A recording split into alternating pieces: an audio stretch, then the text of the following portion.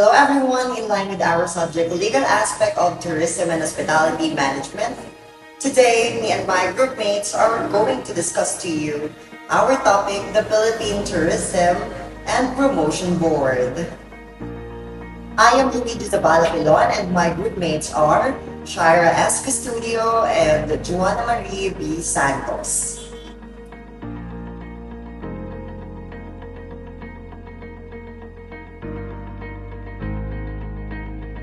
Information about Philippine Tourism and Promotion Board. Pursuant to Republic Act Number 9593, otherwise known as the Tourism Act of 2009, which was enacted into law on May 12, 2009, with its implementing rules and regulations or IRR, promulgated by the Secretary of Tourism last 10th of November 2009. The Philippine Convention and Visitors Corporation, or PCVC, was recognized as the Philippine Tourism Promotion Board. The Philippine Tourism Promotion Board is an attached agency to the Department of Tourism, which is primarily responsible for implementing an integrated domestic and international promotions and marketing program for the Philippines as a tourism destination as well as the tourism investments. Tourism Promotion Board membership programs aims to provide marketing service and benefits to its members through various areas of activity which promote, advocate, and represent the interests of its members for the benefit and sustainable development of the business and tourism industry as a whole. An attached agency of the Department of Tourism, the Tourism Promotion Board, or TPB, exists to market and promote the Philippines domestically and internationally as a whole world-class tourism and MICE destination in strategic partnership with private and public stakeholders to deliver a unique with high-value experience to visitors, significantly contributing to increase arrivals, receipts, and investments to the country.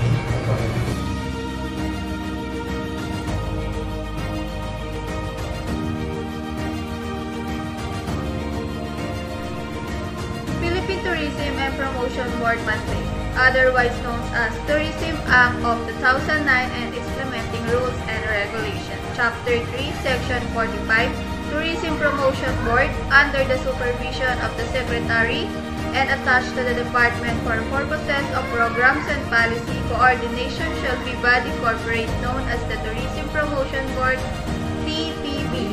The TPB shall formulate and implement an integrated domestic and international promotion and marketing program for the department. Section 46, mandate, the TPB shall be responsible for marketing and promoting the Philippines domestically and internationally as a major global tourism destination, highlighting the uniqueness and assisting the development of its tourism product and services, with the end in view of increasing tourism arrivals and tourism investment. Specifically, it shall market the Philippines as a major convention destination in Asia. To this end, it shall take charge of attracting, promoting, facilitating, and serving large-scale events, international fairs and convention, congresses, sport, competitions, expositions, and the like. It shall likewise ensure the regulation, advertisement abroad of the country's major tourism destination and other tourism products, not limited to TES or TEZ. It may also provide incentive to provide agencies abroad which are able to draw tourists and tourism investment to the country.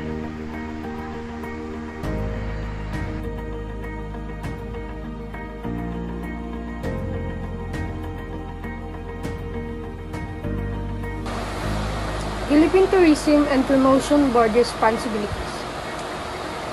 First, marketing and promoting the Philippines domestically and internationally as a major global tourism destination, highlighting the uniqueness and assisting the development of its tourism products and services, with the end in view of increasing tourist arrivals and tourism investments.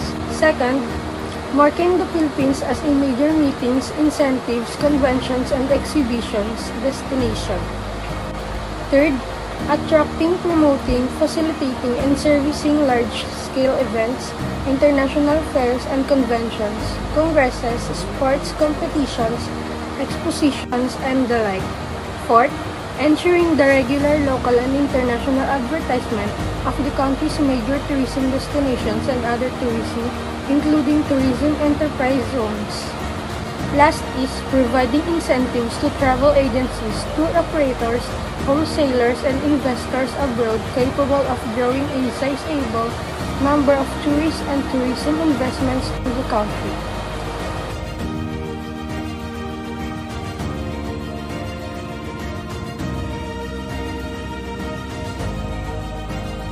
Philippine Tourism and Promotion Board Mission, Vision, and Core Values. Mission: to market and promote the Philippines in partnership with our stakeholders towards a dynamic tourism destination. For the vision, by 2028, the Philippines will be the preferred destination for sustainable, uniquely diverse, and fun travel. For the core values, agile, adaptability, we respond effectively to unforeseen challenges and adjust creatively to changing working conditions to meet our objectives. Growth, we embrace learning and development to improve, expand, and hope all inherent.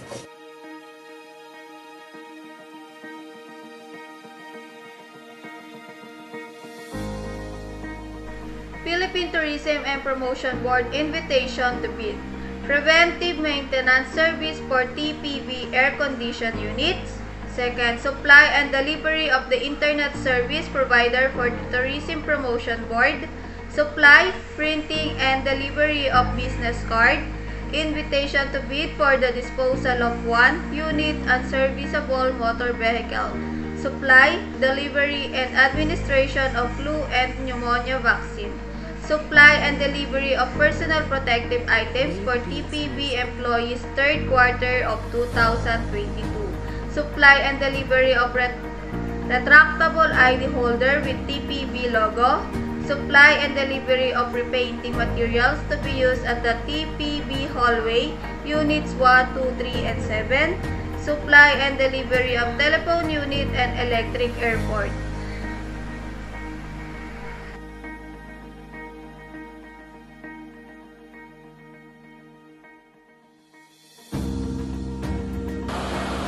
For the Philippine Tourism and Promotion Board List of Service, for internal services, we have preparation or review of procurement contracts, processing of payroll, processing of claims and payments, and requests for certification and service record. For external services, we have requests for images, external client, processing of requests for collateral materials, external client, recruitment, selection, and promotion process, review of contracts or agreements with DOT, regional and foreign offices, TPB membership program, evaluation of marketing proposals or requested assistance, processing of Philippine seller companies' participation in roadshows, sales or business missions or travel trade or MICE fairs, shows.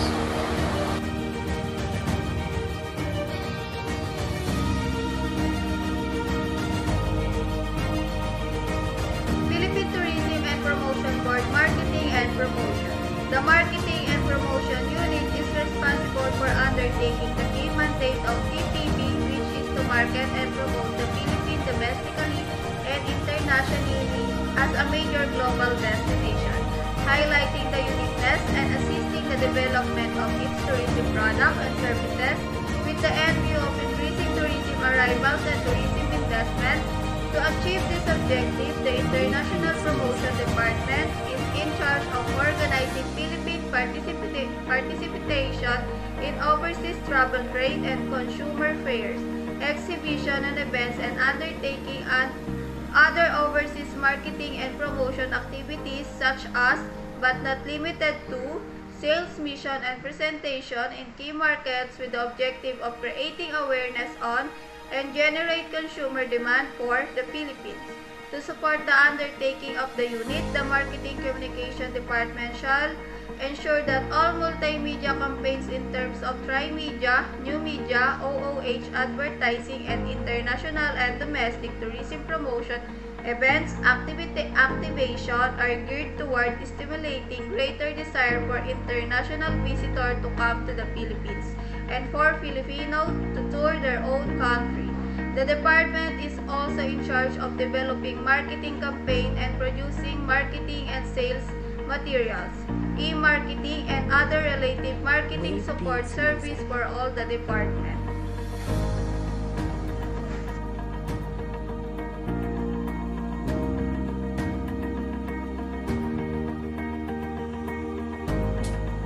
Tourism Promotion Board of the Philippines Board of Direction. Honorable Bernadette Romulo Puyat, Secretary and Chairperson of Department of Tourism. ASEC Howard Lance Uiking, Assistant Secretary for Branding and Marketing Communications and alternate COF Chairperson, Department of Tourism. Attorney Maria Antoinette C. Velasco Ilones, Chief Operating Officer and Vice Chairperson of Tourism Promotion Board. Mr. Mark T. Lapid, Chief Operating Officer and ex-official member of Tourism, Infrastructure and Enterprise Zone Authority or TIEZA. Honorable Teodoro L. Locsin Jr., Secretary and ex-official member of Department of Foreign Affairs or DFA. Yusek Lourdes O. Ipagire, Undersecretary Office of International Economic Relations or BFA alternate member. Honorable Ramon M. Lopez, Secretary and ex-official member of Department of Trade and Industry or DTI.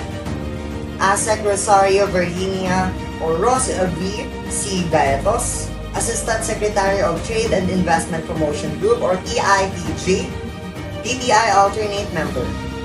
Honorable Arthur P. Tugade, Secretary and ex-official member of Department of Transportation or DOTR.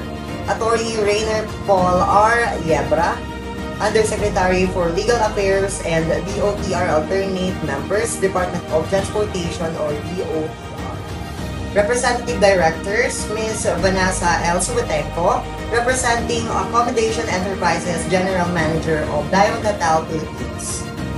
Mr. Eduardo Pilaes, representing other accredited tourism enterprises, President of Mapawa Nature Park.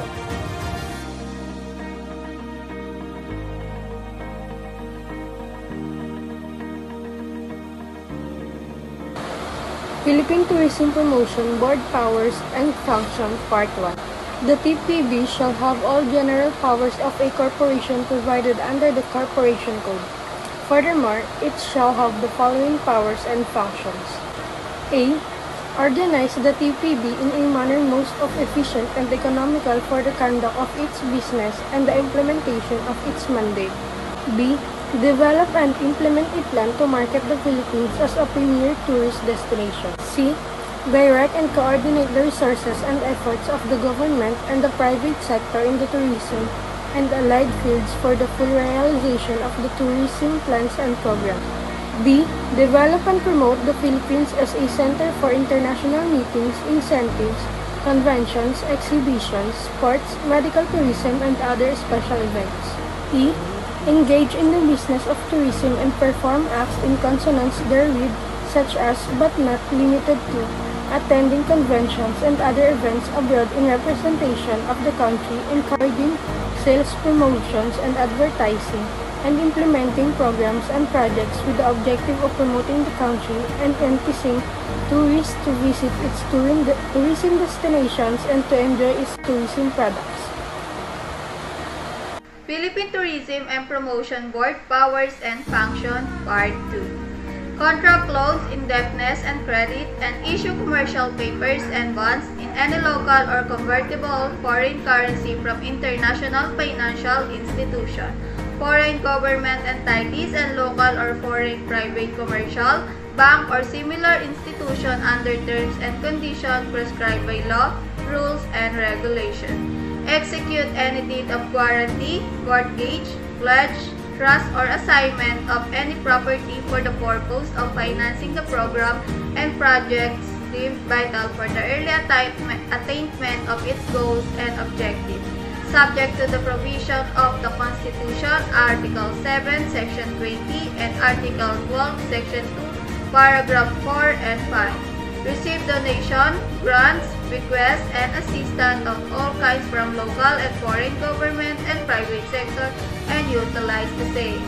Extend loans through government banks and financial institutions, provide grants and other forms of financial assistance for manpower training, heritage preservation, infrastructure development, and other programs of the department. Obtain the service of local and foreign consultants and enter into contracts locally and abroad in the performance of its function. And lastly, perform all other powers and functions of corporate. This is LUIGI PILON, and my group members are SHAIRA CUSTODIO and JOANNA SANTOS. In line with our subject, legal aspect of tourism and hospitality management. Thank you so much for watching.